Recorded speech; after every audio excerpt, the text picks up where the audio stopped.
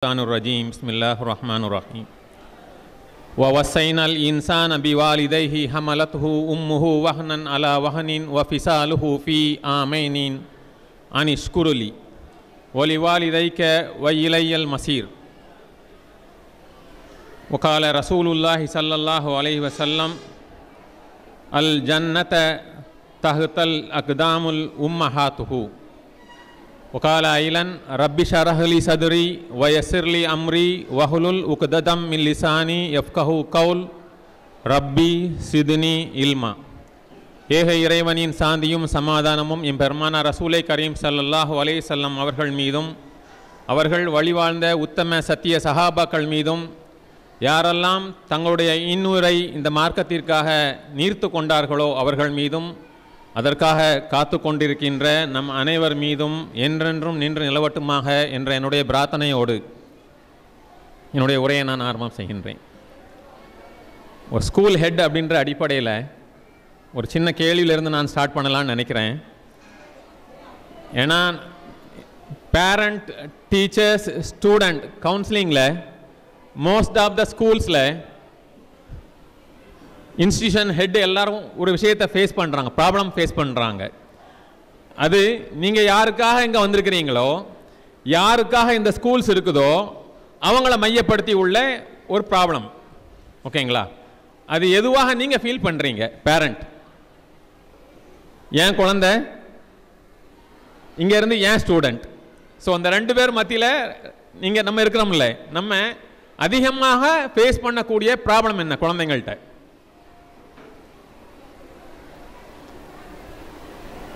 பதில் சொல்லலாம்.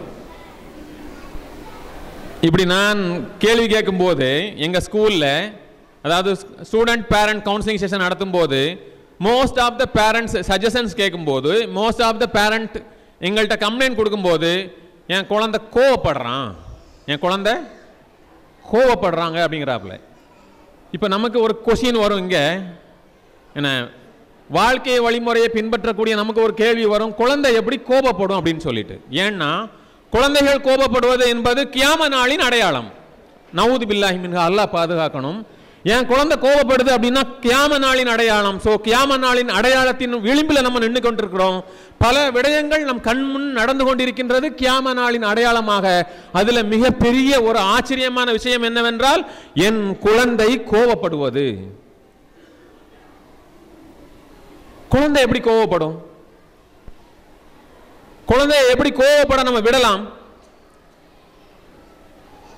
இபாதத், இறைவனுக்கு செய்ய வேண்டிய கடமைகளில் அல்லாஹ்வை தொழும்போது நம்முடைய இஹ்லாஸ், நம்முடைய தூய்மையான எண்ணம், இறைவனை பற்றி உண்டான சிந்தனை நமக்கு எவ்வாறு இருக்க வேண்டும்? சூரத்தில் சொல்றான், வயலுல்லி, இறைவன் கூறுகின்றான், வயலுல்லி குல்லி ஹுமசத்தின் லுமசா, தொழுகையாளிகளுக்கு கேடு அப்படின்னு சொல்லி சொல்றான் அல்லாஹ். அந்த தொழுகையாளிகளுக்கு கேடு அப்படிங்கிறது தொழுகையில் அவர்கள் பாராமுகமாக இருப்பார்கள் அப்படின்னா, இப்போ நான் ஒரு கொஸ்டின்ஸ் உங்கள்கிட்ட வைக்கிறேன். அல்லாஹ்வுடைய தூதர் ஸல்லல்லாஹு அலைஹி வஸல்லம் அவர்கள் ருக்கூவில் இருக்கும்போது பின்னாடி இருக்கக்கூடிய சஹாபாக்கள் எல்லாம் ஆச்சரியப்படுகிறார்கள், அல்லாஹ்வுடைய தூதர் ஸல்லல்லாஹு அலைஹி வஸல்லம் அவர்களுக்கு என்னவாயிற்று, அவர்கள் ஏன் இவ்வளவு நேரம் ருக்கூவில் இருக்கின்றார்கள் என்று. அதே போல அல்லாஹ்வுடைய தூதர் ஸல்லல்லாஹு அலைஹி வஸல்லம் அவர்கள் சுஜூதில் இருக்கும்போது, சஜிதாவில் இருக்கும்போது பின்னாடி இருக்கக்கூடிய சஹாபாக்கள் எல்லாம் ஆச்சரியப்படுகின்றார்கள், ஏன் இவ்வளவு நேரம் அல்லாஹ்வுடைய தூதர் ஸல்லல்லாஹு அலைஹி வஸல்லம் அவர்கள் சஜிதாவில் இருக்கின்றார்கள் என்று. இதுக்கு என்ன பதில் நம்மள்ட்ட இருக்குது சொல்லுங்க பார்ப்போம். பேரண்ட், இதுக்கு என்ன பதில் இருக்கு நம்மள்ட்ட சொல்லுங்க? ஏன் ரொம்ப நேரமா சஜிதால இருந்தாங்க? பாவம் மன்னிப்பு கேட்கிறது வேற, யாருனாலும் சொல்லலாம், ஓப்பன் டு ஆல். குழந்தைகளை பேஸ் பண்ணி தான் வரும். இப்போ கரெக்டாக ஆன்சர் பண்ணிடலாம். குழந்தைகளை பேஸ் பண்ணி தான் இது வரும். ஆன்சர் பண்ணுங்க பார்ப்போம். புரியல? ஹாஜியார் சொல்லிட்டாங்க, பேர குழந்தைகள் அவங்களுடைய முதுகுல ஏறி சவாரி செஞ்சுக்கிட்டு இருந்தாங்க. இப்போ நம்ம கேட்குறோம், அல்லாஹ் இறக்குன அந்த வசனம் எப்படி இங்க வந்து மேட்ச் ஆகும்? இப்போ குழந்தைகள் விளையாடுவதற்கு அனுமதிக்கிறாங்க எப்போ? அல்லாஹ்வுடைய தூதர் ஸல்லல்லாஹு அலைஹி வஸல்லம் அவர்கள் இறைவனை தொழும்போது குழந்தைகள் விளையாடுவதற்கு உண்டான ஸ்பேஸை கொடுக்குறாங்க. இப்ப இதுல இருந்து நமக்கு கிடைக்கக்கூடிய பாடம் என்ன சொல்லுங்க? அல்லாஹ்வை தொழுவதா இல்ல என் குழந்தைகளுக்கு உண்டான பிரியரிட்டிஸ் முன்னுரிமையை நான் கொடுப்பதா? என் குழந்தைங்க முதுகுல இருக்கிறாங்கன்னா நான் நிறைய நேரம் ருக்குல இருக்கிறேன். அதுக்கு உண்டான காரணம் என்னன்னா, நான் எழும்புனா என் குழந்தைங்களுடைய விளையாட்டு டிஸ்டர்ப்ட் ஆயிரும். என்னுடைய கிரிட்டிக்கல் திங்கிங், என்னுடைய திறனாய்வு சிந்தனை சொல்லுது. Maybe it's right or wrong, ஏன்னா நிறைய மௌலவிகள் இங்கே இருக்கிறோம். என்னுடைய critical thinking whether it is right or not I don't know. But நான் சொல்றது எப்படி அப்படின்னம்னா, என்னுடைய புரிதல் எப்படி அப்படின்னம்னா, இதுக்கு பல சம்பவங்களை நான் உதாரணப்படுத்தி சொல்ல முடியும். அல்லாஹ்வுடைய தூதர் ஸல்லல்லாஹு அலைஹி வஸல்லம் அவருடைய எண்ணம் என் குழந்தைகளுடைய விளையாட்டு தடைபட்டு விடக்கூடாது என்பதற்காக நான் நிறைய நேரம் சுஜூதில் இருக்கின்றேன். சரியா? ஓகே, அல்ஹம்துலில்லாஹ், கரெக்ட். என்னுடைய திறனாய்வு சிந்தனை கரெக்ட் தான், என்னுடைய கிரிட்டிக்கல் திங்கிங் கரெக்ட் தான். இதை நான் எப்படி மேட்ச் பண்ண முடியும் அப்படின்னா, ஆயிஷா ரலியல்லாஹு அன்ஹா ஒரு பெட்ரோத்தல் ஃபங்க்ஷன் நடக்கும்போது அங்க மியூசிக் கேட்குது. மியூசிக் ஹராமா ஹலாலா? மியூசிக் ஹராமா ஹலாலா? ஹராம். ஆயிஷா ரலியல்லாஹு அன்ஹா அந்த பெட்ரோத்தல் ஃபங்க்ஷன்ல தப்ஸ் அடிச்சுட்டு போகும்போது அதை நின்று பார்த்துக்கிட்டு இருக்கிறாங்க. அல்லாஹ்வுடைய தூதர் ஸல்லல்லாஹு அலைஹி வஸல்லம் அவர்களை கடிந்து கொண்டு அவர்களை உள்ளே வா என்று கூப்பிடவில்லை. சரியா தப்பா? கரெக்ட். அப்போ ஏன் அல்லாஹ்வுடைய தூதர் ஸல்லல்லாஹு அலைஹி வஸல்லம் அவர்கள் அந்த குழந்தைய ஆயிஷா ரலியல்லாஹு அன்ஹாவை உள்ள கூப்பிடல? ஓகே தானுங்களா? இன்னொரு விஷயம் சொல்றேன். ஹசன் ஹுசைன் ரலியல்லாஹு அன்ஹுமா எந்த பேர குழந்தைகளுக்காக நீண்ட நேரம் சஜிதாவில் இருந்தார்களோ அந்த பேர குழந்தைகள் பேய்ச்சம்பளத்தை எடுத்து வாயில போடும்போது கைய விரல வாயில உள்ள விட்டு தோண்டி எடுத்தாங்க. ஏன் அப்படி எடுத்துட்டு சொன்னாங்க? இது நமக்கு வேண்டாம், இது பொது சொத்து, இது ப்ராஃபட்டுடைய ஃபேமிலிக்கு இது ஹராம், பைத்துல் மாலுடைய சொத்து, தூதருடைய குடும்ப வாரிசுகளுக்கு இரத்த உறவுகளுக்கு இது ஹராம் அப்படின்னுட்டு அங்க கடிந்து கொண்டார்கள். தொழும்போது கடிந்து கொள்ளாத ப்ராஃபட் முஹம்மது ஸல்லல்லாஹு அலைஹி வஸல்லம் அவர்கள் பொது சொத்தில் கை வைக்கும் பொழுது குழந்தைக்கு எச்சரிக்கின்றார்கள், இது நமக்கானதல்ல, நான் உனக்கு இதை விட சிறந்ததை கற்றுத் தருகிறேன் என்று சொல்லிக் கொடுத்து அல்லாஹும்ம ஹ்தினி ஃபீமன் ஹதைத் வ ஆஃபினா ஃபீமன் ஆஃபைத் இந்த குனூத் என்ன செய்யறாங்கன்னு சொல்லி கொடுக்குறாங்க பேர குழந்தைகளுக்கு. இதுல ஒரு விஷயம் நமக்கு விளங்குது என்ன அப்படின்னா, குழந்தைகள்கிட்ட இருந்து ஒரு விஷயத்தை நீங்க பறிக்கிறீங்க அப்படின்னா அதுக்கு பேரலா இன்னொரு விஷயத்தை குழந்தைகளுக்கு கொடுத்தாக வேண்டும் என்பதுதான். ஆக இந்த சம்பவங்கள்ல இருந்து நமக்கு விளங்குவது என்ன என்றால், குழந்தைகள் நம்மிடம் கோபப்படுவது ஏன் என்று நமக்கு புலப்பட வேண்டும். அதுவும் நம்ம சமூகத்தை சார்ந்த வாழ்வியலை பின்பற்றக்கூடிய வாழ்வியல் அப்படிங்கிறது பொதுவா எல்லாருக்குமானது. யாரு தொப்பி போட்டிருக்கோமோ, யாரு நிக்கா போட்டுக்கிறோமோ அவங்களுக்கு மட்டுமானதல்ல. இஸ்லாம் என்பது உலகத்தில் உள்ள அனைத்து மனிதர்களுக்குமானது. குர்ஆன் அப்படிங்கிறது ஹுதன் லின்னாஸ், அனைத்து மனிதர்களுக்குமானது. அந்த வாழ்வியலை பின்பற்றக்கூடிய நாம் எல்லோரும் உணர வேண்டும், குழந்தைகள் கோபப்படக்கூடாது. ஏன் குழந்தைகள் கோபப்படுகிறார்கள் என்று ஏன் தெரியுமா? இப்ப குழந்தைகள் கோபப்படுறாங்க சொல்லுங்க பாப்போம். ஒரு தடவை கேட்பீங்க, கொடுங்க செல்லக்குட்டி, என்ன தர்றாம்மா, கொடுங்க அம்மாக்கு வேணும், அம்மா என்ன தர்றம்மா. மூணாவது தடவை எப்படி கேட்போம்? சீக்கிரம் கொடு, நான் தர்றேன் போ அப்படிம்பாங்க. எதை கேட்கிறோம், எதை தர்றேன்னு சொல்றாங்க? சொல்லுங்க, எதை கேட்கிறோம், எதை தர்றேன்னு சொல்றாங்க? மொபைல். நான் குழு கொடுக்கல, ஆனா எல்லாருக்குமே தெரியுது என் குழந்தைகிட்ட இருந்து மொபைலை நான் வாங்க முடியாதுங்கிறது. ஏன் வாங்க முடியல? ஏன் குழந்தைகளிடமிருந்து மொபைலை நாம் நினைத்த நேரத்தில் குழந்தைகளிடமிருந்து மொபைலை வாங்க முடியல? அடிக்ட் ஆயிருக்கிறாங்க. அடிக்ஷன் அப்படிங்கிறது எதில் அடிக்ஷன் நமக்கு பயப்படுவோம்? கொஞ்ச காலத்துக்கு முன்னாடி நம்ம சமூகத்தில் இல்லை, அல்ஹம்துலில்லாஹ், அப்படிதானுங்களா? கிராமப்புற ஓரங்களில் பார்த்தோம் அப்படின்னா அடிக்ஷனுக்கு நிறைய பேர் அடிமையாக இருப்பாங்க, ட்ரக் அடிக்ட் ஆகிருப்பாங்க. இன்னைக்கு என்ன, என்னுடைய குழந்தை எதுக்கு அடிக்ட் ஆயிருக்குது? மொபைலுக்கு அடிக்ட் ஆயிருக்குது. ஸோ என்னுடைய குழந்தைகிட்ட இருந்து நான் மொபைல் என்ன செய்ய முடியல? வாங்க முடியல. ஏன் மொபைலை வாங்க முடியல? இன்னைக்கு நம்மளுடைய குழந்தைகளுடைய கண்கள் இருக்கு தெரியுங்களா? அந்த கண்களை நீங்க பாருங்க. இந்த ரெண்டு கருவிழி இருக்கு தெரியுமா? இந்த ரெண்டு கருவிழியோடைய இயற்கையான படைப்பு அப்படிங்கிறது கரெக்டா சென்டர்ல இருக்கும். ஆனா இப்ப வீட்டுல போயிட்டு உங்களுடைய குழந்தைகளுடைய கருவிழியை பாருங்க. ஒரு கருவிழி சென்டரா இருக்கும், இன்னொரு கருவிழி இந்த சைட்ல இருக்கும். இந்த கருவிழி சென்டரா இருந்தா இந்த கருவிழி இந்த சைட்ல இருக்கும். இல்ல ரெண்டு கருவிழியும் இந்த ஓரத்துல வந்து நிற்கும். ஏன் சொல்லுங்க?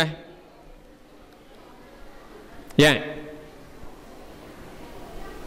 Usages of mobile. இந்த மொபைல் இருக்கு தெரியுங்களா, இந்த மொபைலை உங்க கண்ணு கிட்ட வச்சுட்டு இப்படி ரொம்ப நேரம் வச்சுட்டு இப்படி எடுத்தீங்கன்னா என் கண் எப்படி இருக்குது, மாறு கண்ணா இருக்கும். ஸோ இந்த மொபைல் இறைவனுடைய இயற்கை தன்மையான படைப்பை மாற்றி விடுகிறது. அதனால் அந்த குழந்தைகள் அவ்வளவு நேரம் அந்த குழந்தைகளுக்கு மொபைலை கொடுக்குறோம். மொபைலை நம்ம எப்படி ப்ராக்டிஸ் பண்றோம், ஏன் கம்ப்ளைண்ட் பண்றோம், மொபைலுக்கு அடிக்ஷன் ஆயிருச்சு. மொபைலுக்கு எப்படி அடிக்ஷன் ஆயிருக்குது? பிறந்ததிலிருந்து நம்ம எதை பழக்கப்படுத்துகின்றோமோ குழந்தைகள், பிறந்ததிலிருந்து நம்ம எதை பெருசா காட்டுறோமோ குழந்தைங்கள்ட்ட, பிறந்ததிலிருந்து நான் எவ்வாறு இருக்கின்றேனோ அதுதான் குழந்தைங்கள்ட்ட ரிஃப்ளெக்ட் ஆகும். இன்னைக்கு பிறந்த குழந்தைய போட்டோ இங்க இருக்கக்கூடிய நான் எல்லாரிடமும் கேட்கிறேன், நம்ம பிறந்தப்ப உள்ள போட்டோஸ் யார்கிட்டயாவது இருக்குதா? நம்ம பிறந்தப்ப உள்ள போட்டோ யார்கிட்டயாவது இருக்குதா? நான் 1000 ரூபாய் தர்றேன், நான் 1000 ரூபாய் தர்றேன். யார்கிட்ட இருக்குது? 1000 ரூபாய் கொடுக்குறேன். யார்கிட்ட இருக்குது? ஒரு ஆள். ஸோ ஒரு ஜெனரேஷன்ல ஒரு தலைமுறையில ஒரு பெரிய சேஞ்சஸ் நோக்கி நம்ம சமூகம் போய்கிட்டு இருக்குது. அப்படின்னா இதுல யாருடைய குறைபாடு இருக்குது? தொழுகையில இம்பார்ட்டன்ட் கொடுத்த இந்த சமூகத்திட்ட ஒரு சமூகத்துல என்னுடைய போட்டோஸ் இல்ல. இப்போ பிறந்த அடுத்த நிமிஷம் வெளியே வந்த உடனே போட்டோஸ் என்ன செய்யறோம்? தொப்புள் கொடி 60க்கு முன்னாடியே போட்டோஸ் எடுக்கிறோம். சோ இது யாருக்கு பாதிப்பை ஏற்படுத்தும்? இது யாருக்கு பாதிப்பை ஏற்படுத்தும்? குழந்தைகள்கிட்ட பாதிப்பை ஏற்படுத்தும். எங்க இருந்து? ஓகே, இன்னைக்கு கற்பம் தரித்த காலத்துல இருந்து நம்மளுடைய கைகள்ல எது நடமாடுது? எதோட விழிக்கிறோம்? விழிச்ச உடனே எதை தேடுறோம்? முழித்த உடனே எதை தேடுகின்றோம்? காலையில யாராவது இங்க இருக்கக்கூடியவங்க கடந்த ஒரு வாரத்துல நான் காலையில் எழும்பி முதல் அரை மணி நேரம் வரைக்கும் நான் மொபைல தொடல, யாராவது ஒரு ஆள் சொல்ல முடியுமா? காலையில எழும்புனதுல இருந்து முதல் அரை மணி நேரம் அளவுக்கு என் மொபைலை நான் தொடவில்லை, யாராவது ஒரு ஆள் சொல்ல முடியுமா? ஒரு 5 years பேக் 2 years பேக் இந்த மொபைலுக்கும் எனக்கும் என்ன ரிலேஷன் இருந்துச்சு அப்படின்னா, பிறந்த உடனே இந்த மொபைலை குழந்தைகள்கிட்ட காட்டுறோம்.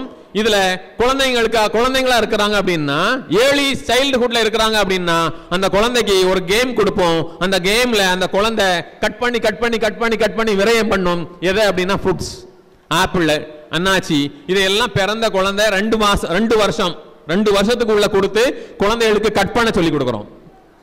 இதுல என்ன சார் பிரச்சனை? இதுக்கும் உளவியலுக்கும் என்ன சார் பிரச்சனை அப்படின்னா, குழந்தைகளுக்கு நம்ம வெட்ட சொல்லி கொடுக்கிறோம், குழந்தைகளுக்கு சிதைக்க சொல்லி கொடுக்கிறோம், குழந்தைங்களுக்கு விரயம் பண்ண சொல்லி கொடுக்கிறோம் பிறந்த 2 வருஷத்துக்கு உள்ள. நம்ம குர்ஆன்ல முதல் ஒரு வசனம் ஓதுனா ஞாபகம் இருக்குங்களா? வஸைனல் இன்சான ஃபீ ஆமைனின் அனிஷ்குரிலி, சிரமத்திற்கு மேல் சிரமப்பட்டு ஈன்றெடுத்து 2 வருடம் பரிபூரணமாக பால் ஊட்டிய உன் தாய்க்கு கட்டுப்படு, உன் தாய்க்கு நன்றி பாராட்டு, எனக்கும் அனிஷ்குரிலி, எனக்கும் நீ நன்றி பாராட்டு நல்லா சொல்றான். நிறைய இடங்கள்ல அல்லாஹ் வந்து என்ன செய்வான் அப்படின்னா சேர்த்து சொல்லுவான் நிறைய விடயங்களை. எதெல்லாம்? அகீமுஸ்ஸலா வஆத்துஸ் ஸக்கா அத்தீஉல்லாஹ வ அத்தீஉர் ரசூல யாமுரூன வல் மஅரூஃப் வ யன்ஹவுன அனில் முன்கர். ஓகேங்களா? வகலா ரப்புக இல்லா தஅபுது இல்லா இய்யாஹு வபில் வாலிதைனி இஹ்சானா. இது எல்லாம் அல்லாஹ் பேர்ஸ் ஜோடியா சொல்வான். இதுல நமக்கு என்ன கிடைக்குது தெரியுங்களா? ஒரு பக்கம் நன்மையா இருக்கும், இன்னொரு பக்கம் தீமையா இருக்கும். ஆனா அட் லாஸ்ட்ல அல்லாஹ் நன்மையை தீமையை பிரிக்கல. அல்லாஹ் எப்படி தெரியுமா சொல்றான்? நீங்க தொழுகையை நிலைநாட்டுங்க, அதே நேரத்தில் ஜகாத்தை கொடுங்க. நீங்க எனக்கு கட்டுப்படுங்க, அதே நேரத்தில் தூதருக்கு கட்டுப்படுங்க. நீங்க நன்மையை ஏவுங்க, தீமையை தடுங்க. இன்னொரு பக்கம் நீங்க எனக்கு என்னையே முழுவதும் வணங்குங்க, எனக்கு ஒருபோதும் இணை வைக்காதீங்க. அதே போல உங்கள் பெற்றோருக்கு பேர் உபகாரம் செய்யுங்கள். இது எப்படி மாறுச்சு இன்னைக்கு அப்படின்னா, இங்கதான் நின்று மாறுச்சு. எங்க மாறுச்சு? நம்ம வெட்டி கொடுக்க சொல்ல ஞாபகம் இருக்குங்களா? அதே மாதிரி நம்முடைய பப்ஜி கேம் இருக்கு பாத்தீங்களா? நம்முடைய கார் ரேஸ், மேக்சிமம் ரேஸ் வந்து கார் ரேஸா தான் இருக்கும். அதுல உள்ள கேம்ஸ் இருக்கு தெரியுங்களா? அதுல யார் வின்னர் யார் தெரியுமா? டிரைவரை அடிச்சு, டிரைவரை வெட்டி, டிரைவரை ஆக்சிடென்ட் பண்ணி, போலீஸ் ஆக்சிடென்ட் பண்ணி, பில்டிங் எல்லாம் நாசம் பண்ணி அட் லாஸ்ட்ல நம்ம வந்து நிற்போம், ஜெயிச்சு நிற்போம். இந்த ஜெயிக்கிறதுக்கு பின்னாடி இருக்கக்கூடிய சமூகத்தில் அந்த கேம்ல நம்ம பார்த்தது எல்லாம் அடிச்சு உடைச்சு மிதிச்சு வெட்டி குத்தி கொலை பண்ணி கடைசியா வந்து நிற்ப நான் ஜெயிச்சிட்டேன்னு வந்து நிற்பாங்க. இப்போ எப்படி இந்த குழந்தைங்களுடைய மனசுல இரக்கம், அன்பு, பாசம், பரிவு இருக்கும். ஹாஜியார் கூட காலையில் ஒரு ரவுண்ட்ஸ் போனேன். ஹாஜியார் சொல்கிறாங்க, சில ஒரு பகுதி இந்த ஸ்கூலில் ஒரு பகுதியை காமிச்சு, இது வந்து சில்ட்ரன்ஸ் கார்டன் அப்படின்னாங்க. அந்த சில்ட்ரன்ஸ் கார்டனில் நீங்கள் என்ன ஃபீல் பண்ணீங்க? குழந்தைங்களுக்கு சாப்பாடு ஊட்டி விடுறோம்ல இங்கே வந்து ஸ்கூலில் வந்து, உங்களுக்கு எந்த ஸ்கூல்ல இப்படி இருக்குதான்லாம் தெரியல எனக்கு மேக்சிமம். பட் ஆஜியார் உங்களுக்கு மரங்களை வச்சு, மரங்களோட கல்லையும் வச்சு, சூடு இருக்கக்கூடாதுங்கிறதுக்காண்டி நிழல்ல குழந்தைகளுக்கு ஊட்டி விடுறதுக்கு ஒரு இடத்த கொடுத்துருக்குறாங்களே, அதுக்கும் கல்வி நிலையத்திற்கும் என்ன ரிலேஷன்? யாராவது யோசிச்சு பார்த்துருக்கிறீங்களா? ஏன் குழந்தைங்களை அங்க வச்சு ஹாஜியார் அந்த இடத்த ஸ்பேஸ உங்களுக்காக ஒதுக்கி அந்த இடத்துல வச்சு சாப்பாடு கொடுக்க ஏன் சொல்லணும்? யாராவது யோசிச்சு பார்த்துருக்கிறீங்களா? ஏன் அப்படின்னா, அங்க படைப்புகளோடு அந்த குழந்தைங்க இருப்பாங்க, அதுல இறக்கம் இருக்கும். விரயம் பண்ணும்போது ஒரு சோறு விரயம் பண்ணா கூட அந்த சோறை எடுத்து மரத்து மூட்டில் போட்டுட்டு வந்ததுக்கு அப்புறமா குழி வேகமா வந்து அந்த சோத்தை என்ன செய்யும்? சாப்பிடும்.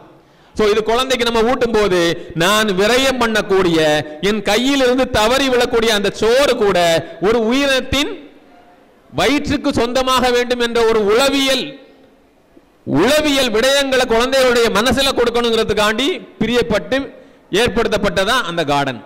அதோட சேர்ந்து அங்க வரக்கூடிய வாத்து வரும், கிண்ணி கோழி வரலாம், வாங்கோழி வரலாம், வகை வகையா இருக்கக்கூடிய கோழிகள் வரலாம். அப்படி வரும்போது நீங்க என்ன பண்ணுவீங்க? குழந்தை வேஸ்ட் பண்ணக்கூடிய ஏதாவது கறியில உள்ள லேசா கொழுப்போ இல்ல சவ்வோ அதை எடுத்து என்ன செய்வோம்? அந்த இதுக்கு போடுவோம். நீங்க டீச் பண்றீங்க குழந்தைகளுக்கு, நான் சாப்பிடாத ஒன்றை அந்த உயிரினத்துக்கு கொடுத்து அந்த உயிரினத்தோட வயத்தை நான் நிறைவு செய்யறேன், நிரப்புறேன் அப்படின்னு சொல்லி. அப்போ இந்த இடத்துல குழந்தைக்கு நீங்க எதை சொல்லி கொடுக்குறீங்க? அன்பு, இரக்கம், பரிவு, பாசம், பணிவு சொல்லி கொடுக்கிறோம். இதே மாதிரிதான் நமக்கும் நம்ம குழந்தையா இருக்கும் போது நம்முடைய பெற்றோர்கள் நமக்கு கற்றுக் கொடுத்தது இது எல்லாம் தான். ஆனா இன்னைக்கு நம்முடைய கையில மொபைல் வந்ததுனால இன்னைக்கு படத்துல கூட வசனம் எப்படி வச்சிருக்காங்க பாத்தீங்களா? அடி, வெட்டு, கொத்து, கொல்லு, முடி. அடி, வெட்டு, கொத்து, கொல்லு படத்துல உள்ள வசனம். அதே மாதிரி இப்ப ரீசெண்டா வரக்கூடிய படங்களை ஃபுல்லா பாருங்க. சந்தன மரம் கடத்துறவன், கொலை பண்றவன், கொள்ளை அடிக்கிறவன் தான் ஹீரோவா காட்டப்படுறான். கொஞ்ச நாளைக்கு முன்னாடி நம்முடைய காலங்கள்ல ஹீரோவா காட்டக்கூடியவங்க உமாக்கு நல்ல பிள்ளையா இருப்பாங்க, சமூகத்துக்கு நல்ல பிள்ளையா இருப்பாங்க, அண்ணன் தம்பிகளுக்கு நல்ல பிள்ளையா இருப்பாங்க. எல்லாராலையும் ஒதுக்கி விடப்பட்டு மீண்டும் எல்லாராலையும் அக்செப்ட் பண்ணக்கூடிய அளவுக்கு. உதாரணத்துக்கு ஒரு படத்தை சொல்லணும் அப்படின்னா அண்ணாமலையை சொல்லலாம். அண்ணாமலையில ரஜினிகாந்த் எல்லாத்தையும் இழந்துருவாரு. அட் லாஸ்ட் எல்லாம் வந்ததுக்கு அப்புறமா எல்லாத்தையும் அரவணைப்பார்.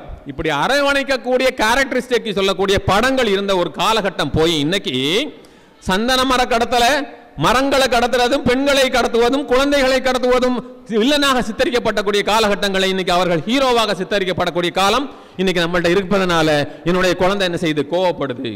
அந்த கோபம் எங்க இருந்து வருது அப்படின்னா இந்த மொபைலோட அடிக்ஷன்ல இருந்து வருது. இந்த மொபைலுக்கு என் குழந்தை அடிக்ஷன் இல்ல, இந்த மொபைலுக்கு நான் அடிக்ஷன்.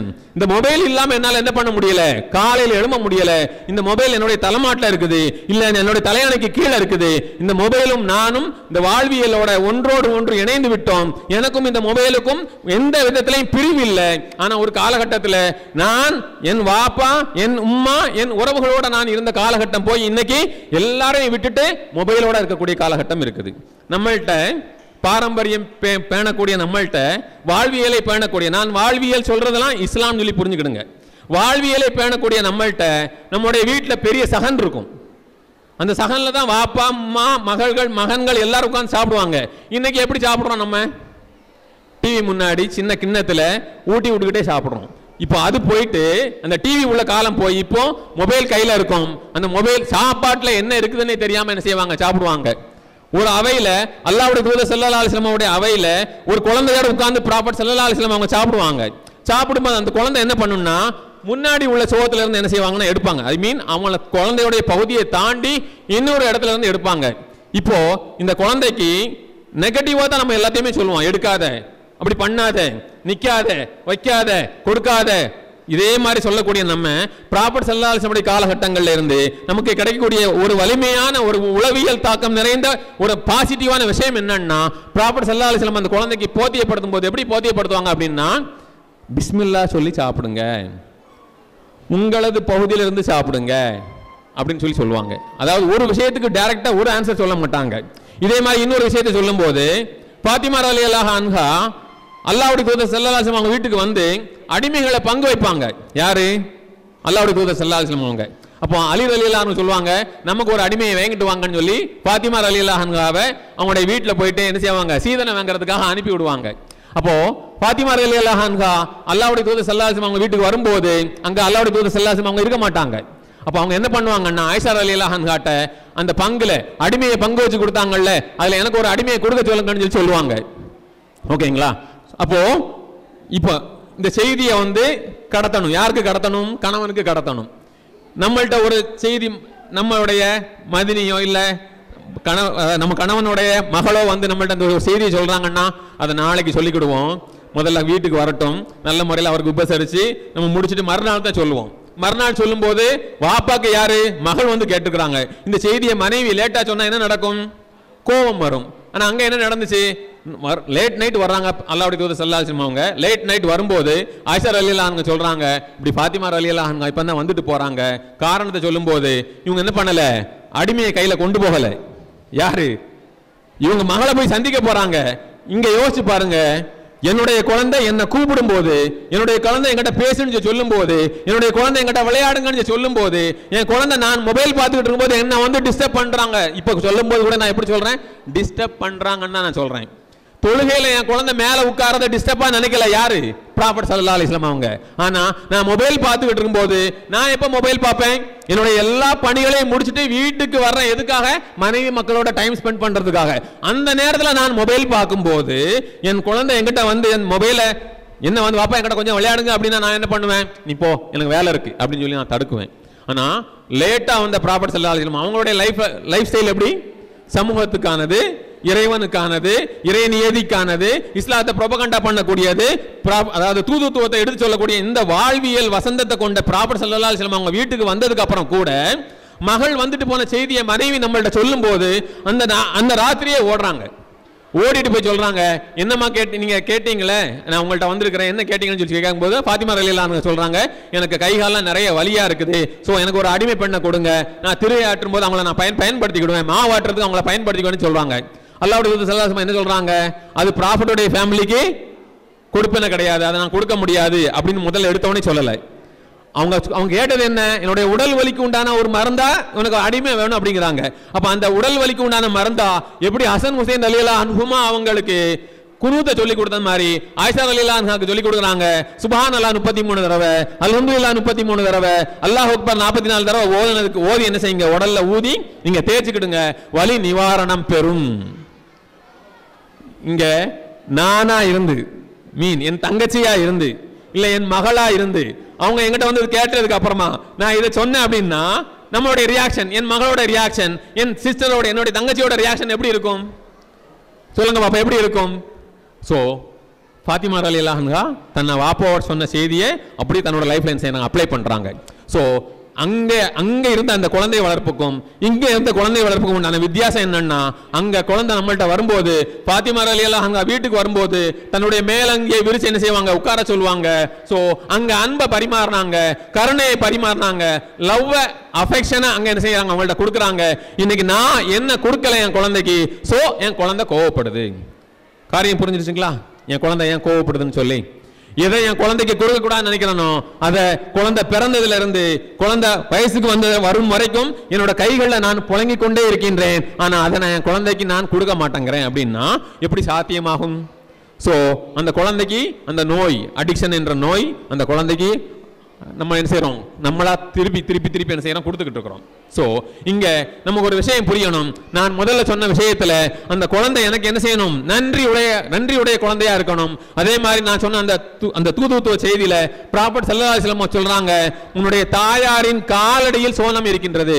எல்லாரும் பாருங்க, உங்க காலுக்களை பாருங்க, உங்க காலுக்களை பாருங்க. உங்களுடைய குழந்தைகளுக்கு உண்டான சோனத்தை அல்ல உங்க காலுக்களை வச்சிருக்கிறான் அப்படின்னா நம்ம எப்படி இருக்கணும்? ஒரு தாய் எப்படி இருக்கணும்? அதே மாதிரி அல்லாஹ்வுடைய தூதர் ஸல்லல்லாஹு அலைஹி வஸல்லம் அவங்கள்ட்ட போயிட்டு ஜா ரஜுலு இலா ரசூலுல்லாஹி கால யா ரசூலுல்லாஹ் மன் அஹக்கன் நாஸ் யஹ்சனு சஹாபி யஹ்சனுன்னு சொல்லிட்டு சஹாபத்தின்னு சொல்லி சொல்றாங்க. சொல்லும்போது ரசூலுல்லாஹ் சொல்றாங்க, கால உம்முக, இந்த உலகத்துல நான் அதிக நேசம் கொள்ளக்கூடிய அதிகமான அளவு உரிமை எடுத்து தோழமை கொள்ளக்கூடிய அளவுக்கு எனக்கு சிறந்தவர் யார் என்று சொல்லும் போது ப்ராஃபட் ஸல்லல்லாஹு அலைஹி வஸல்லம் சொல்றாங்க, கால உம்முக, உன்னுடைய உம்மா. திருப்பி கேட்கிறாங்க, கால உம்முக்க உன்னுடைய இப்படி 3 தடவை சொல்லிட்டு 4வது தடவை ஒரு விஷயத்தை 3 தடவை கேட்டதுக்கு அப்புறமா ப்ராஃபட் ஸல்லல்லாஹு அலைஹி வஸல்லம் அவங்கள்ட்ட 4வது தடவை கேட்கும்போது நம்ம என்ன சொல்லுவோம்? சரி சரி போங்க போங்க அவங்க வாப்பாக்கு. 4வது தடவை தான் நாங்க இருக்கிறோம். ஸோ முதல் 3 இடத்துல நீங்க இருப்பதனால தான் உங்க காலுக்கீழ சுவனத்தை இறைவன் வைத்திருப்பதனால தான் மீனிங் கொள்றேன். அப்படி வைத்திருப்பதனால தான் உங்களுக்கு இந்த ப்ரீரெடிஸை கொடுக்குறாங்க. நீங்க சொல்லவே கூடாது என் குழந்தை கோவப்படுதுன்னு சொல்லிட்டு. ஓகே தானுங்களா?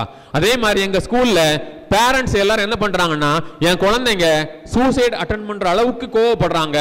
இடது கையில ஃபுல்லா வரந்தைகள் இருக்குது. இடது கையில ஃபுல்லா வரந்தைகள் இருக்குது. அந்த வரந்தை எல்லாம் அந்த கோபம் அந்த குழந்தையின் கோப உச்சியில கையில இருக்கக்கூடிய ஆயுதங்களை கொண்டு கீறிய வரந்தைகள். ஓகேங்களா? இது எப்படி இந்த குழந்தைக்கு இவ்வளவு பெரிய தாக்கத்தை ஏற்படுத்துது அப்படின்னா அதுக்கு முதல் காரணம் நான் அங்க யாரு? பெற்றோர். ஓகேங்களா? அப்ப அந்த குழந்தைக்கு அவ்வளவு பெரிய வலியை கொடுப்பது, அவ்வளவு பெரிய விரக்தியை கொடுப்பது, அவ்வளவு தூரம் ஃப்ரஸ்ட்ரேஷனை கொடுப்பது, அவ்வளவு தூரம் ஆங்கரை கொடுக்கிறது இங்க நானா இருக்கிறேங்கிறத நம்மள இருக்கக்கூடிய ஒவ்வொருவரும் புரிந்து கொள்ள வேண்டும். அதுபோல அந்த குழந்தை நம்மளுடைய ஸ்கூல்ல மேக்சிமம் நம்ம கவுன்சிலிங் பண்ணும்போது அந்த குழந்தைங்களுடைய கோப உணர்ச்சிக்கு முதல் காரணமா இருப்பது செல்போன். இன்னைக்கு ஹையர் செகண்டரி ஸ்டூடெண்ட்டை உட்கார வச்சு 1 மணி நேரம் போஸ்ட் பேண்டமிக் அப்புறமா 1 மணி நேரம் இல்ல 1/2 மணி நேரம் கூட கிளாஸ்ல அடாப்ட் பண்ண முடியாது. பேண்டமிக் முடிஞ்சது இல்ல, கோவிட் முடிஞ்சது இல்ல, கோவிட் முடிஞ்ச காலகட்டம் வரைக்கும் இன்னைக்கு வரைக்கும் நிர்வாகத்தில் உள்ள நாங்கள் போராடுவது அந்த குழந்தைகளுக்கு 20 நிமிஷம் கண்டினியூவா பாடம் நடத்துறது தான் போராடுறோம். ஏன்னா அதை கேட்பதற்கு உண்டான பொறுமை அந்த குழந்தைகள்கிட்ட இல்ல. ஏன்னா இந்த குழந்தைகள் விரைவான உலகத்தில் தங்களை உட்படுத்தியதால் அவர்கள் கேட்பதற்கு கூட பொறுமை இழந்து இருக்கிறார்கள். ஓகேங்களா? இப்போ அட் லாஸ்ட் நான் கன்க்ளூஷனுக்கு வர்றேன். இந்த எஜுகேஷன் அப்படிங்கிறது எங்க இருந்து தொடங்குது அப்படின்னா அல்லாஹ்வுடைய தூதர் ஸல்லல்லாஹு அலைஹி வஸல்லம் அவங்க கிண்டர் கார்டன் ஸ்கூலுக்கு போனாங்களா போகலையா? ப்ராஃபட் ஸல்லல்லாஹு அலைஹி வஸல்லம் அவங்க பிளே ஸ்கூலுக்கு போனாங்களா போகலையா? போகல. ஓகே. ஃபின்லாண்ட் எஜுகேஷன் இன்னைக்கு உலகத்தில் டாப் மோஸ்ட் எஜுகேஷன்ல இருக்கக்கூடியது யார்?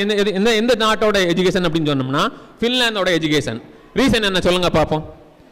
இந்த ரெண்டுக்கும் நமக்கு ஒரு ரிலேஷன் இருக்குது. இன்னைக்கு மார்க்கெட்ல யாரெல்லாம் கடை வச்சிருக்கிறாங்களோ அவங்க வியாபாரத்தில் கொடி கட்டி பறக்குவாங்க. காரணம் என்ன சொல்லுங்க? வாழ்க்கையில ஏதாவது ஒரு சுன்னத்தை லாஸ்ட் வரை ஃபாலோ பண்றாங்கன்னு வச்சுடுங்க, அவங்களுக்கு அதுல நிறைய பறக்கத்தெல்லாம் வச்சிருப்பான். மார்க்கெட்ல உள்ள கடைகள் எல்லாம் ஃபஜ்ர் முடிச்சு அடுத்த நிமிஷம் என்ன செஞ்சிருவாங்கன்னா திறந்துருவாங்க. ஃபஜ்ர் முடிச்சு தூங்காத வரைக்கும் நம்மளுடைய வீடுகள் நிம்மதியா இருந்துச்சு, பரக்கத்தா இருந்துச்சு. ஃபஜ்ர் கூட தொழாம ஃபஜ்ர் தொழுதுட்டு தூங்கக்கூடிய வீடுகள்ல பரக்கத் குறைவாக இருக்கக்கூடிய காலகட்டத்தில் நம்ம இருக்கிறோம். சோ அங்க ஒரு சுன்னத் என்ன செய்யுதுன்னா அடிபடுது. இங்க பின்லாந்து ஒரு சுன்னத்தை ஹயாத் ஆக்குனதுனால அங்கோட எஜுகேஷன் டாப் மோஸ்ட்ல இருக்குது. அந்த சுன்னாவுடைய ஹயாத் யாருடைய காலகட்டங்கள்ல இருந்து தொடங்குது அப்படின்னா ப்ராஃபட் ஸல்லல்லாஹு அலைஹி வஸல்லம் அவங்களுடைய காலகட்டத்தில் தொடங்குது. நம்ம சொல்லுவோம் அல்லாஹ்வுடைய தூதர் ஸல்லல்லாஹு அலைஹி வஸல்லம் அவங்க ஸ்கூலுக்கு போகல, ஆனா வாழ்வியல் கல்வியை குறிப்பா அரபி மொழி இலக்கணம் அவர்களுக்கு வலுப்பெற வேண்டும் என்ற ஒரே ஒரு காரணத்துக்காக அவர்களை அல்லாஹ் அவர்களுக்கு குர்ஆனை கொடுக்கிறான். குர்ஆனுடைய விளக்கம், குர்ஆனுடைய அரபி இலக்கணம், குர்ஆனுடைய புலமை அவர்களுக்கு வர வேண்டும் என்பதற்காக ஹலீமா அம்மையார்ட்ட பிறந்த உடனே என்ன செய்யறாங்க? அனுப்பி வைக்க அல்லாஹ் என்ன செய்யறான்? கட்டளை இடுறான். அல்லாஹ்வுடைய ஏற்பாடு. பிறந்த உடனே ஸ்கூலுக்கு போன, பிறந்த உடனே பள்ளிக்கூடத்துக்கு போன ஒரே மகா பெரிய தலைவர் யாருன்னா அல்லாஹ்வுடைய தூதர் ஸல்லல்லாஹு அலைஹி வஸல்லம் அவங்க தான். அங்க அவங்க படிச்ச காலகட்டங்கள் என்ன அப்படின்னம்னா பெடோயின் கல்ச்சர்னு சொல்லுவாங்க. பாலைவனத்துல திறந்த வெளியில அவங்க அங்க கருணையை படிச்சாங்க, இரக்கத்தை படிச்சாங்க, வியாபார கூட்டங்களுக்கு பணிவிடையை படிச்சாங்க, ஏகத்துவத்தை படிச்சாங்க, இறைநியதியை படிச்சாங்க. அரபி மொழி இலக்கணத்துல உண்மையான அரபி மொழி என்ன அப்படிங்கறத ஹலீமா அம்மையார்ட்ட இருந்து சாது குலத்தவர்கள்ட்ட இருந்து அந்த பெடோயின் கல்ச்சர்ல படிச்சதுதான் அல்லாஹ்வுடைய தூதர் ஸல்லல்லாஹு அலைஹி வஸல்லம் அவருடைய அந்த குர்ஆனுடைய தாக்கம் இன்றளவும் அல்லாஹ் சேலஞ்ச் பண்ணி காட்டுறான். ஒரு கொசுவின் இறக்கை அளவு கூட இந்த குர்ஆன்ல என்ன பண்ண முடியாது, உங்களால தவற காண முடியாது. அவ்வளவு பெரிய வல்லமை மிக்க குர்ஆனை அதனுடைய உரிய நடையில அவர்கள் கொடுப்பதற்கு உண்டான காரணம் என்னவென்றால் அவர்கள் குழந்தை காலகட்டத்தில் படித்த அந்த மொழி சம்பந்தமான விடயங்கள் மட்டும்தான். அது அந்த சாது குலத்தவர்கள்ட்ட இருந்து ஹலீமா அம்மையாருடைய காலகட்டங்கள்ல இருந்து முதல் 5 வருஷம் அவர்கள் அந்த இதை என்ன செய்யறாங்க? படிக்கிறாங்க. ஓகேங்களா? அப்ப இப்ப புரிஞ்சுக்கிடுங்க, பிறந்த உடனே கல்வி நிலையத்துக்கு போன ப்ராஃபட் ஸல்லல்லாஹு அலைஹி வஸல்லம் காலத்துல உள்ள நமக்கு நம்ம நினைச்சுக்கிட்டு இருக்கிறோம் தேர்ட் ஸ்டாண்டர்ட் இந்த ஏஜ் ஆஃப் 3 தேர்ட் ஏஜ்ல தான் என்ன செய்யறோம்? ஸ்கூல்ல கொண்டு குழந்தைய விடுறோம். ஆனா குழந்தையுடைய கல்விங்கிறது எங்க இருந்து தொடங்குதுன்னா இன்னைக்கு யூதர்கள் என்ன பண்றாங்க? சூரத்து மரியம பிருந்தாகாரத்தை எழுதுறாப்புல கம்யூனிஸ்ட் தலைவர் எழுதுறாங்க தன்னுடைய செய்தியில, நீங்க குழந்தை நீங்க கர்ப்பிணி பெண்களுக்கு சூரத்து மரியம் என்ன செய்யுங்க, கற்றுக் கொடுங்கள், சூரத்து மரியமை படிக்க சொல்லுங்க அப்படிங்கிறாங்க. நான் இதுவரை படிச்சது கிடையாது, அதனுடைய மொழி நடைய. அதுல ஒரே ஒரு செய்தி வேணா எனக்கு விளங்கும். என்ன அப்படின்னம்னா, அல்லாஹ்வுடைய தூதர் அல்லாஹ் என்ன செய்யறான் அப்படின்னா, மரியம் அலைஹிஸ்ஸலாத்துக்கு அவங்க பசிச்சு இருக்கும்போது கர்ப்பிணி கால கட்டங்கள்ல நீங்க பேரித்த மரத்தை பிடிச்சி என்ன செய்யுங்க, உழுக்குங்கன்னு சொல்லுவாங்க. அப்போ பசியில இருக்கும்போது ஊர் எல்லாம் அவங்கள ஒரு மாதிரி சொல்லி ஒதுக்கும் போது மனம் உடைஞ்சு வந்து நிலையில ஊரை விட்டு புறக்கணிக்கப்பட்ட நிலையில அவங்க தனியே வந்ததுக்கு அப்புறமா பசிக்கக்கூடிய நேரத்தில் கூட அல்லாஹ் என்ன செய்யறான், அவங்கள்ட்ட சொல்றான், நீங்க மரத்தை பிடிச்சி உழுக்குங்கன்னு. அப்போ கர்ப்பிணி காலகட்டங்கள்ல நம்முடைய குழந்தைக்காக இறைவனை நாம் எப்போதும் நினைத்து கொண்டே இருக்க வேண்டும் என்ற ஒரு விஷயத்தையும், கர்ப்பிணி காலகட்டங்களில் கூட கடினமான வேலைகளை இறைவனுக்காக பொருந்தி கொண்டு குழந்தைக்காக பொருந்தி கொண்டு நாம் அதை ஏற்றெடுத்து செய்ய வேண்டும் என்ற ஒரு விடயத்தை நம்ம என்ன செய்யறோம், இங்க வந்து விளங்குறோம். சூரத்து மரியம் நீங்க போய் வீட்டில் படிங்க, அதுல அல்லாஹ் என்னென்ன விடயங்களை எல்லாம் சொல்றான் அப்படிங்கறத நம்ம விளங்குவோம். அதனாலதான் இன்னைக்கு இஸ்ரேல் என்ன பண்றாங்கன்னா, சூரத்து மரியம் எப்படி ஸ்டார்ட் ஆகுங்கிற ஹாஃபில்களுக்கு தெரியும், ஆலிம்களுக்கு தெரியும். காஃப் ஹா யா ஐன் ஸாத், அது நீட்டமா இருக்கக்கூடிய அந்த மத்துல இருந்து என்ன செய்யணும், சூரத்து மரியம் தொடங்கும். அப்போ இது அவங்க ரிசர்ச் பண்ணி என்ன பண்றாங்கன்னா, கர்ப்பிணி காலகட்டங்களில் மைல்டு மியூசிக் என்ன செய்யுங்க, நீங்க போட்டு அமைதியான ஒரு நிலையில இருந்து அதை நீங்க என்ன செய்யுங்க, படிங்க. கிராத் ஓதும் போது நமக்கு பேச தோணல, கிராத் ஓதும் போது வேற எங்கேயும் நமக்கு டைவர்ட் பண்ண முடியல. காரணம் என்னன்னா, அந்த கிராத்தோடைய அந்த துணி, அந்த குர்ஆனுடைய நடை நமக்கு மனசுல பீஸ்ஃபுல்லா கொடுக்குது. ஸோ சூரத்து மரியம் அப்படிங்கிறது குழந்தை கர்ப்பிணி காலகட்டங்கள்ல இருந்து எஜுகேஷனை கொடுக்கக்கூடிய ஒரு சமூகத்தில் நம்ம இருக்கிறோம். ஸோ நம்முடைய கர்ப்பிணி காலகட்டங்கள்ல இருந்து நம்முடைய குழந்தைக்கு தேவையான எஜுகேஷனை நம்ம குழந்தைகள் இருக்கும்போது, வயிற்றில் இருக்கும்போது நம்ம கொடுக்க ஆரம்பிக்கக்கூடிய சமூகத்தில் இருந்துட்டு நம்ம சொல்றோம், இந்த எஜுகேஷனை கொடுப்பதற்கு உண்டான முழு பொறுப்பு இந்த இன்ஸ்டிடியூஷன்ல உள்ள ஹெட்டுக்கு தான் பொருந்தும், இங்க இருக்கக்கூடிய டீச்சர்ஸ்க்கு தான் பொருந்தும். நான் சாப்பாடு கொடுப்பேன், நான் என்ன பண்ணுவேன், உங்க ஃபீஸை கட்டுவேன், எனக்கு இது முடிஞ்சு போச்சுன்னு நம்ம சொல்லி கட்டுக்கிறோம். அப்படி கிடையாது. ஸோ பெற்றோருடைய பங்கு அப்படிங்கிறது கல்விக்கு உண்டான முழு சாதனத்தையும் கொடுக்கக்கூடிய இடத்துல பெற்றோர்கள் இருக்கிறார்கள் என்று சொல்லி என்னுடைய பேச்சுக்கு நான் திரை விடுகின்றேன். வாஹிரு தாவானா அல்ஹம்துலில்லாஹி ரப்பில் ஆலமீன். அஸ்ஸலாமு அலைக்கும் வரஹ்மத்துல்லாஹி வபரகாத்துஹு. ஜஸாக்குமுல்லாஹ் ஹைரன். Thank you, sir, for your thought-provoking speech, which has broadened our perspective and challenged us to think critically. Your presence here today has been a great honor, and we appreciate the time and effort you took to prepare and deliver this address.